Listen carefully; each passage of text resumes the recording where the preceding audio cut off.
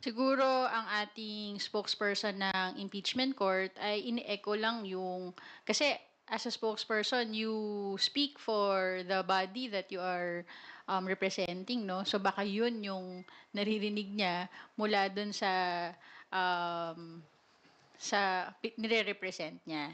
Kaya nga sinasabi natin, we want to see an impartial, uh, transparent, um, impeachment court na handa tanggapin ang ebidensya, handang pakinggan ang ebidensya at magdesisyon ayon sa ebidensya na kaya nating na ilalahad at ipepresent ng prosecution panel pag tinuloy na nila ang impeachment trial.